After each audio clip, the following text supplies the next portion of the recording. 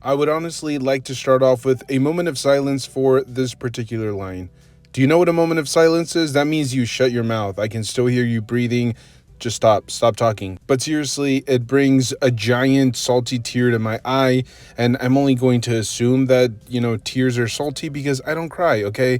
I'm a giant grown mustached man. We don't do that. But even though this line hasn't officially been canceled, it appears it's over. I haven't heard anything from Hasbro regarding the NBA starting lineup action figures, and I don't expect them to really announce anything because, let's be brutally honest, this line was a complete mess. I remember when these first got officially announced, and they were being marked up to the $50 price point, and people were losing their minds.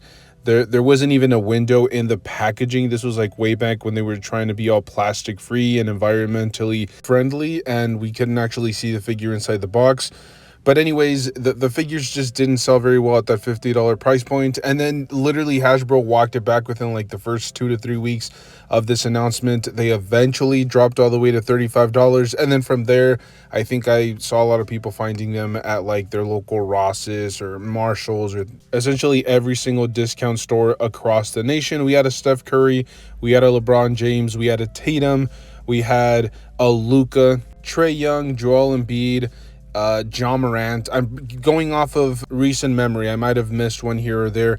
They also came with like an exclusive trading card. They came with a plethora of different accessories. The shoes were actually supposed to be like real shoes that you could purchase in real life. They also eventually released a basketball court, which was really cool. Action figure stands. Like, they really went out on this particular line, and I get it. I mean, the licensing fees here probably just buried Hasbro because they probably had to pay the NBA any logos. They probably had to pay for the brands of the uniforms as well as the shoes that they were actually utilizing. They probably had to pay Nike and Jordan and so on and so forth, not to mention the likeness of each individual player probably had to be paid for. So it definitely added up. I think at the end of the day, I probably would have chosen to not do the whole shoe deal. I probably just would have done with a deal with NBA and the players themselves, but they also had to do the official jerseys, so I'm assuming they probably had to pay an extra fee for that. Regardless, they sunk themselves. $50 was an astronomically high price, and then when they finally were able to reach a reasonable price point of $35, by then everybody was already criticizing them and burning them to the ground because it was a pretty high price point. However, I'm here to tell you that I think this line had a ton of potential. Now, let's be brutally honest here. The line is only going to appeal to a tiny little collectible group because not only are you banking on people that like action figures, but not everybody that liked action figures was going to pick these figures up. It was mostly people that were into sports and were willing to purchase action figures. So that's a very select group. I include myself in that. I'm a huge NBA fan. I love sports in general, but I also collect action figures. So this definitely fell into my wheelhouse. Now, a lot of, big sports fans love collectibles, but not so much action figures. They veer more towards like statues, posters, laminated uniforms, signed or autographed merchandise, hats, things of that nature. But action figures, I think you're definitely pushing it a little bit. But as I said, I think the line had a ton of potential. They could have easily reused a bunch of these figures. I personally would have preferred, and there still is the possibility of them re-releasing like a stripped down version of these figures, maybe like in a retro card with the team colors on the actual card. You could include, as I said, stripped down, maybe just a couple of extra hands and a basketball, and that would be it. You could also re-release these action figures in different color schemes for the uniforms. We already know that there's like a home uniform, there's an away uniform, there's a retro uniform, there's some that are just for the holidays, like for Christmas, things of that nature. Like, they usually have very specific uniforms for that. You could also have the players that were a part of the Olympic team, for example. You could have the Olympic uniforms, and that would be really easy reuse. You would have the same exact body mold, just with a different uniform. Maybe you could include like a different head sculpt that wasn't included before, and the reuse possibilities are endless. Now, I'm only saying this because Obviously, it needs to be enticing for the original manufacturer to go back into production. You're not just going to ask for like the sky and the moon and expect the manufacturer to jump out of their shoes. Like you definitely have to give them a reason to jump back in. And I think there was even more possibility to reuse these body molds. Like a lot of the players have similar physiques. Like you could have done like a Joel Embiid body mold for any big giant 7-footer with his body type. LeBron James is about 6'8" to 6'9", and there are some characters, or I should say some players, that fit his type of body. Same thing with Luka, same thing with Trae Young. Like Trae Young and Steph Curry could be like the guards. You could reuse those body molds. Obviously, you're going to, change the shade of color skin or the head sculpt or, minor little adjustments like that. But for the most part, it's the same body mold. And, it's something that you expect from action figure creators. I know a lot of people don't like to use the word reuse, or they don't like the idea of repaints, but these manufacturers have to be able to utilize as much as they possibly can, as many times as they possibly can. And so that would make perfect sense for them.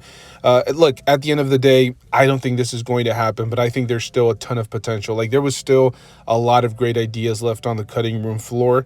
You could easily bring back like old school legends that are already retired, whether it's Magic Johnson, Michael Jordan, you have, Scottie Pippen, Stockton, so many other great players that you could, bring back. Kevin Garnett, Tim Duncan, Tony Parker, Steve Nash, the list just goes on and on. I think you could have easily brought some of those characters back. And I'm going to assume that the licensing fees would be a little bit less. As I said, if you don't have any of the original shoes featured, if you don't have to pay like extra for the actual uniform, if you just do like NBA uniforms and you just pay the NBA and for the likeness of the player, and the line could continue to evolve. Like I could eventually see some referees being featured as action figures. Okay, I'm pushing it. Clearly, we would never see referee action figures. Head coaches, maybe, like a Greg Popovich, maybe. What about Kenny and Shaq as announcers on the sidelines? No, I'm definitely going too far.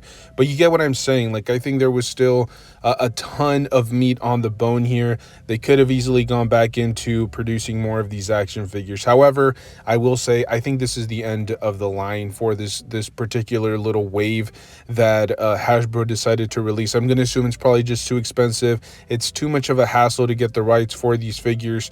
If you're interested in NBA collectibles, you're probably going to have to wait for like Mafix to release some. And yes, they are great action figures, but for the most part, you're paying well over $100. I mean, like literally well over $100. And for the most part, it's better quality plastic, quote unquote, but they're very fragile action figures, and there's a lot of chipping that goes on, especially if you're not incredibly careful with swapping out hands or little tiny finger pieces falling off. So those are things that you probably have to deal with. But I still think that there was so much potential for this line. I think we could have seen so many different characters, whether it was, as I already said, the uniform variations. You could have old school legends that have been retired for quite some time. I think those would sell incredibly well.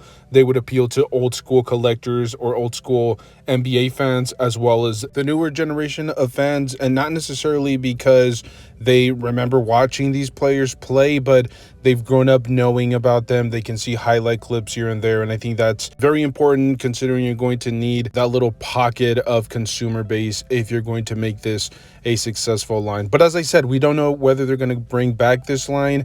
I can almost bet that they're not. It's just kind of a long shot. I'm very interested to see what they could do or what we could see in the foreseeable future. But like I said, the chances are incredibly slim. But I think maybe they learned from some of the mistakes that they made the first time around. Maybe they can build on what they already have and make something that could genuinely interest action figure collectors as well as sports fans alike. But those are my personal thoughts. That's my personal opinion on this particular line.